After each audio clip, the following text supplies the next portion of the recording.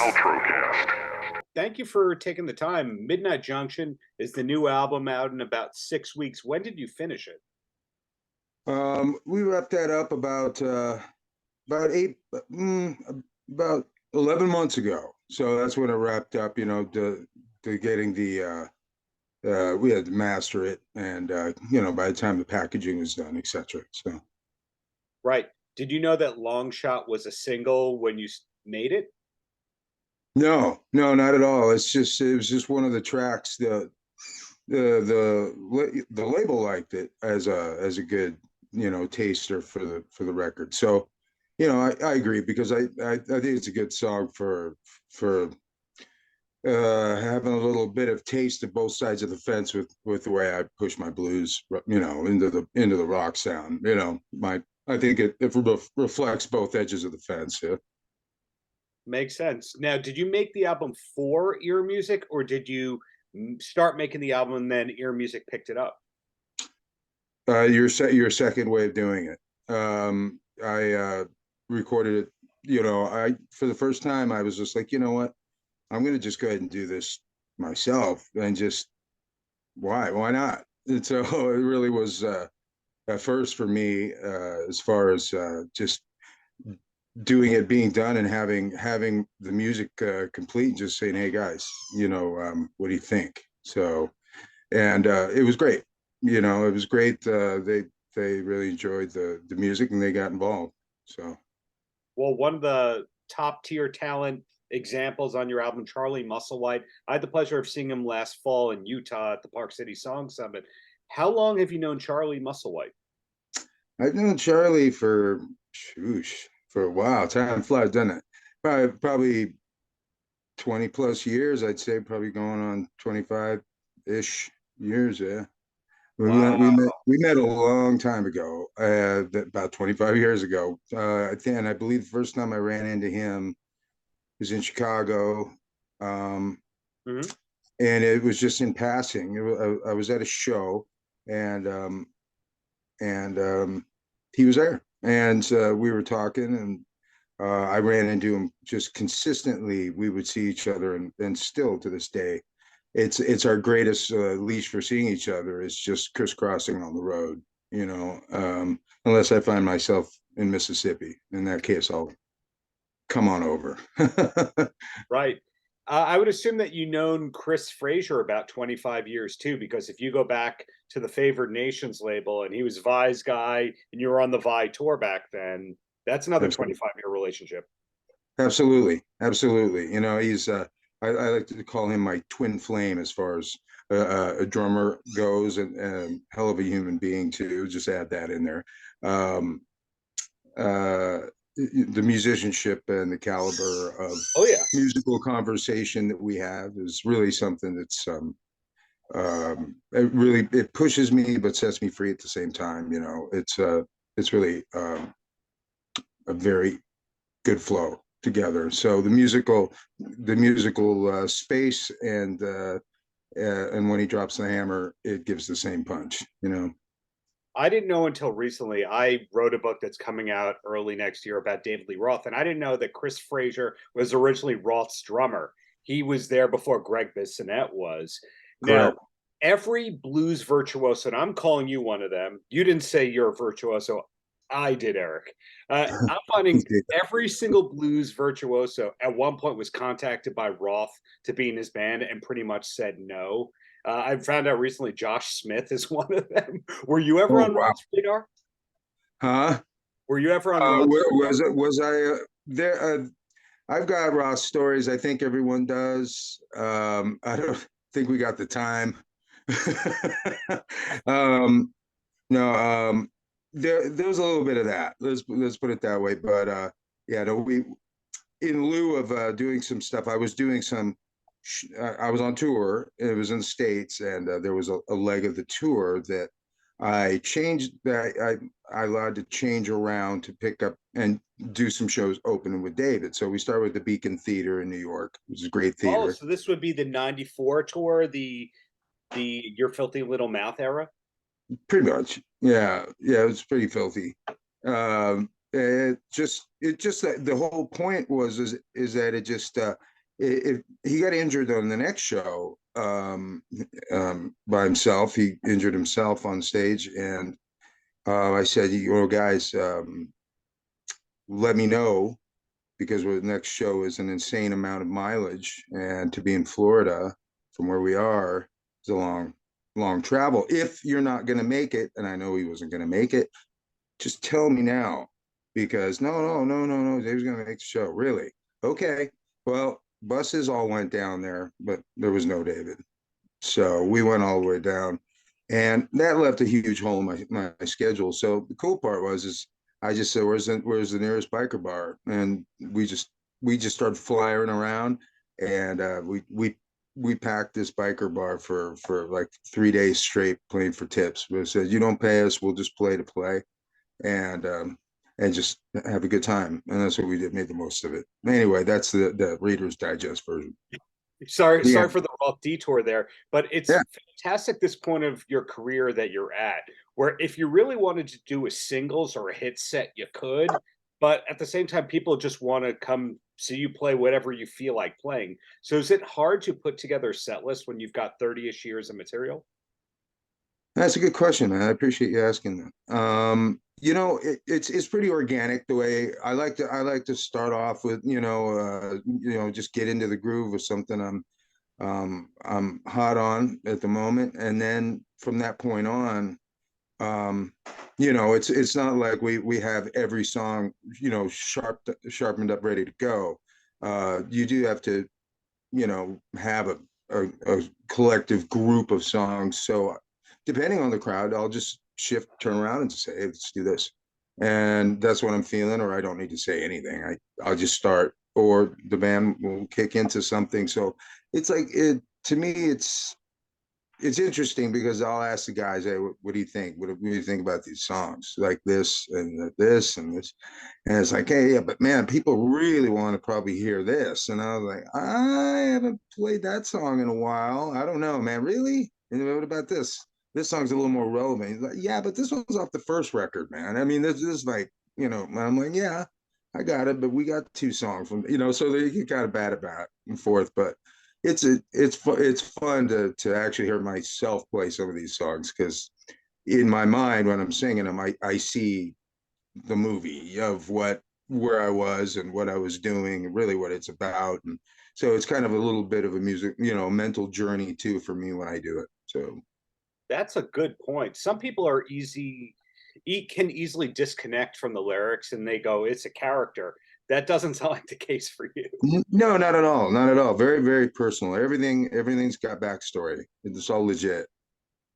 Right. Yeah. So, I mean, compared to, say, Cheap Trick, one of my favorite bands ever, Yeah, those songs have nothing to do with their lives. no, more to do with the Beatles. Exactly. Yeah, So Dream Police was a milestone for me. I love Dream Police. Everyone says Live at the Budokan. Yeah, but Dream Police kicked ass. I like that agreed. record. Yeah. Agreed. Plus, I So, like that. I like the album cover. I did like that. I was like, wow, all white. well, a follow-up to that question though, if everything's really personal, are you able to easily decompress after a show? I know a lot of artists, they can't wind down for like 3-4 hours after they come off stage. Yeah, well, you know what? If anything, it's it's um it it's uplifting. I mean, I feel more at myself, especially if the show went well. I feel very complete. I don't really need to decompress. It gets me actually going. So, it gets me going. It lifts me up. Do I decompress? I'm sure I do in some ways. I dry off, but man, on the mental stage, I pretty much I'm in the zone, because it's very personable. I mean, it's very personal, because And it's I'm, personable but I too. mean, but when I think about personal stuff, Right. it's metaphoric, and people, when you hear something, and I know you'll know what I'm talking about. I mean, you adapt the song for something that you relate to, and that's the magic of it. Because I could make it more personal in the lyrics, but I tend to lean it towards a way that I know that it's relatable, and so I know the story, that the backstory is, my story, but the tale has been told before, in a way. So everybody, you know, has their ups and downs and, you know, can relate to these songs. And even if it has nothing to do with what I went through, it means something to someone that hears it in their for their life, you know. So Yeah, right. You could have played I it don't 1,000 expect them to times. know the bar that I was in or the girl I was talking to or the road I went down at that particular moment. Sure. But everyone's gone down that road and has talked to that girl or guy and dealt with that before, you know. So Well yeah, said. yeah. Well, two quick questions, and then I'm gonna let you go. And the first one is Midnight Junction. It's a new record to us. It's an old record to you. Are you It's already? not an old record to me. It's a new record. It's just the process of getting it together. I wish I could rush it, you know. I mean, the process of getting the vinyls, done and the album art, all that stuff, and then when's the release date? And it was pushed back a little bit. You know, we figured the festival season's gonna not be in the run on this one, so October sounded like the way the good release date. So it was a little farther back than I wanted it to originally, but for at the end of the day, the music is fresh to me because after I record it, I step away from it. So when I start to listen Oh, to it again, oh, absolutely. that's a unique thing. Where I was going with the "it's old to you" thing is a lot of times an artist finishes a record that the 10, 12, 15 songs, and then they know it's X number of months until it's out. And then they're going to be talking about it for 3 to 6 months with doing press and touring. And then they're like, I'm ready for this next record. Are you already thinking about the next record, or this is just still so new to you? No, I'm always thinking about the next record. I'm always writing, so I'm always, you got to keep that channel open. I think that's important. For me, it is. There's never a dull moment, in life. So keep your cocktail napkin handy and a pen, because Yeah. I'm always getting ideas and thoughts. And so, as far, I could record a record every day. Let's put it that way. I mean, I could spontaneously write and let tape roll, and I could do that. And sometimes three songs make one.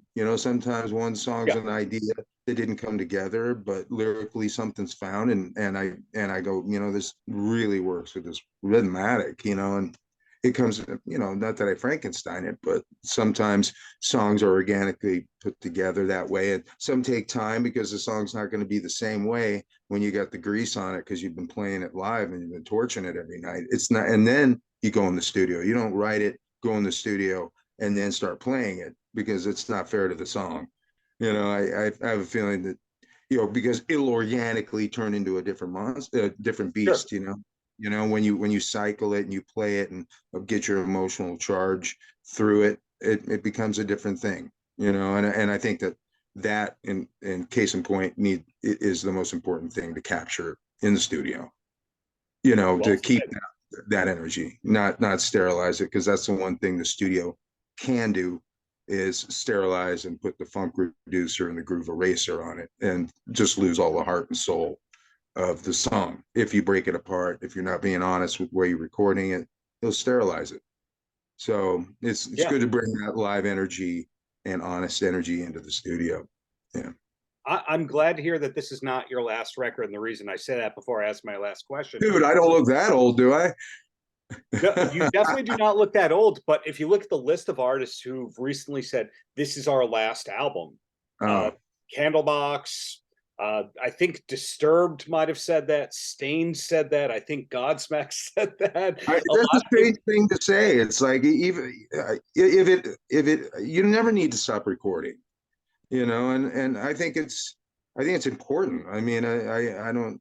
I mean, I understand if you've been on the road and like the Rolling Stones will not, and the AC/DC did not, will not, and I think it's powerful to have the longevity and do it till it makes sense to stop. Like, when it makes sense to stop, but not like, hey man, this is gonna be our last record. Like, I'm out. It's, if you're young enough or you still got the music in your blood, which you always will, but if you're uninspired, you stop recording, I guess, but I'm not. but you're not. Not at And all. last question before I let you go. What's the last concert that you went to as a fan? Not because you had to get up and, knock out a couple of songs or collaborate or have a vibes meeting. What's the last thing that you went to as a fan? Shit, that's a strange question because actually ask what's your first concert. I normally ask people what was the first concert you ever went to that you remember. Billy Yeah, Joel. I'll throw it to you. Go ahead. Billy Joel in Long Island was mine. Now, what was yours? First, Elvis. Really? Gotcha. One up. Which era Elvis was this? This was Elvis 76. That makes me, I'm dating myself. That makes me 6 years old. So Wow. And he passed in my mama took me 77. there. That's right. So Yeah. he wasn't, he really wasn't that, in bad shape. I mean, he wasn't, I think my mother saw him in 72 and then she saw him again in 76. And that's when she took me. It was like your first concert, just larger than life, right? I mean, it's a big deal. It changes you. And that man was in charge. That was something to see. And for a kid that age. But yeah, that's pretty cool. That's pretty cool. Last concert, it's kind of hard to I hate to say this, but I mean, it's been a long time since I've actually gone to a live show, but the last show that I actually went was because we were on the same bill at Montreux. I went over to Billy to ZZ Top show, and I love watching them play. So Yeah. at the time, Dusty was still with us, and it was a great show as always. And then went backstage and talked about cars for the rest of the night. And Tarzan, he has his own tequila, and he's a man of pro wrestling. He's a man of many interests, that Billy. Man, definitely so. Definitely so. He's a man of many hats. Well, speaking of great hats, you've got one on, Eric, but congrats on Midnight Junction. Hope to see you live in New York in the near future. Really, thank you for the many years of great music. Hey, I really appreciate your time and thank you very much and supporting the music the way you do, man. Paltrocast.